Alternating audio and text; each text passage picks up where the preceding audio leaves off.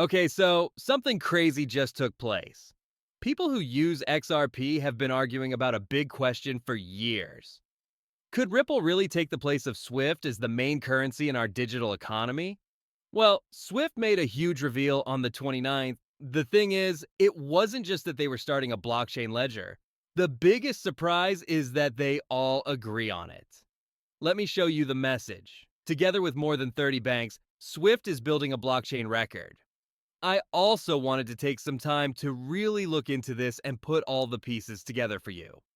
In this video, I want to show you everything we need to know to figure out if this is a threat or not. Let's start right away. Yes, SSWIFT has always been seen as Ripple's main rival. This was the first thing that caught my attention, and to be honest, it makes me suspicious. But here's the truth. It's true that SWIFF and Ripple are two different businesses that do two different things. For SWIFF, texting is the main game. That's their main goal. On the other hand, Ripple also takes care of messages. Even so, clearing and settlement have always been their main job, especially when it comes to cross-border funds. In fact, David Schwartz, who was CTO of Ripple but recently quit, said that they could work together if Swift could fix the message layer. It would be up to Ripple to handle the payment and clearing. This is where things get interesting. For Swift, consensus is the most important thing here. Also, in case you didn't know, agreement is what makes Ethereum work. For a moment, let me take you back to 2020. Who was celebrating when the SEC's case against Ripple and XRP was made public? Yes, Vitalik Bogdan and other important Ethereum leaders, such as consensus members. The XRP community is now beginning to think that something is very wrong. When we look at this, we all ask ourselves, wait a minute, was each gate real the whole time?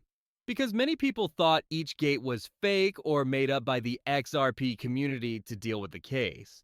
In fact, Crypto Insight UK said that very thing. He said, if we in the XRP community are right, that Ethereum, Consensus, and even Gendler had something to do with the SEC lawsuit against Ripple, and now we're seeing Consensus potentially building with Swift, doesn't it make sense to consider two possibilities? First possibility, maybe SSW Swift realized they really need a blockchain or DT solution for their payment system during Ripple's battle with the SEC. Or maybe even before the lawsuit, it's possible that Ripple and Swift had discussions. Maybe Swift even made Ripple an offer and Ripple turned it down. And then recently, and this is the first time I've ever heard him say this so directly, Brad Garlinghouse openly said that Ripple is aiming to take 14% of Swift's volume. Almost immediately after that, Swift started talking about needing blockchain-based settlement. That timing, it doesn't feel like a coincidence at all. Second possibility, what if Ripple's rejection of Swift, if that actually happened, was a strategic move after the SEC lawsuit? Maybe Ripple positioned itself to compete directly rather than getting absorbed by Swift. Now, when we look at trust in Swift, it seems to be slowly eroding, and we've been talking about this for a while now. Take Russia, for example. Russia will likely never use SWFT again. Even if relations with the US improve in the future, would Russia really route transactions through a system that completely cut them off? Probably not. And other countries are watching this very closely. Systems like China's CIP exist, but here's the problem. They lack global liquidity, and this is exactly where Ripple could step in. Think about it. Ripple could serve as a neutral settlement layer between the US and other countries, building that global liquidity over time and rivaling SWI if the exact corridors where trust is breaking down.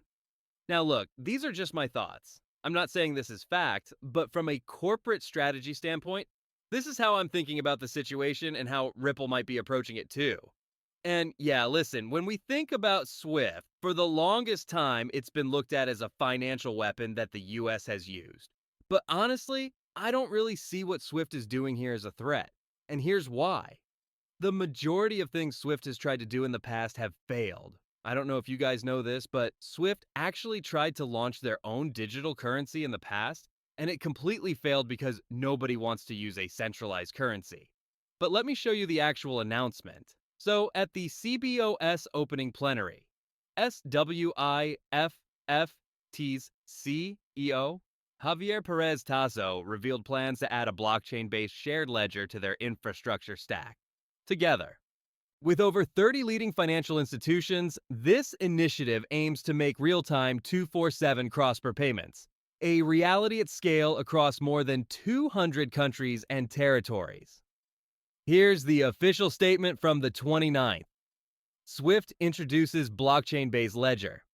At SSWF, our mission has always been to continually innovate and elevate the cross-border payments experience. Today, we're taking a pivotal step forward, adding a blockchain-based shared ledger to our technology infrastructure.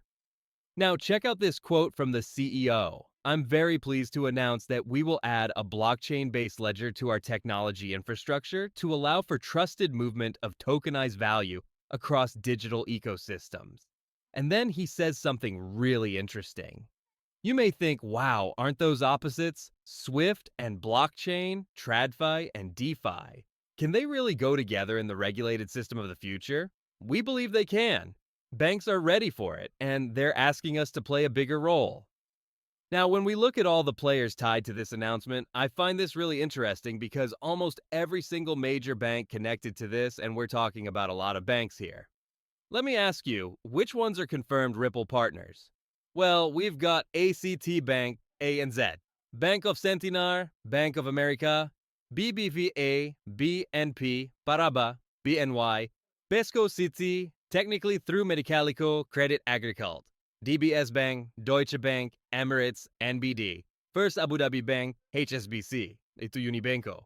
Now, I don't think JP Morgan is actually a confirmed Ripple partner. They never really got confirmed. But Mizuho and MUFG, these two are kind of confirmed at this point. We also have Westpac, Wells Fargo, Standard Chartered, Soyet General Forge, Saudi All Bank, and the Royal Bank of Canada. A lot of these partnerships come through connections like Bohr example or even acquisitions like Mako. But we also know that in the past, Ripple has publicly said they're partnered with many of these banks, and we've had lists of banks they're working with, and the majority of these actually do show up on those lists.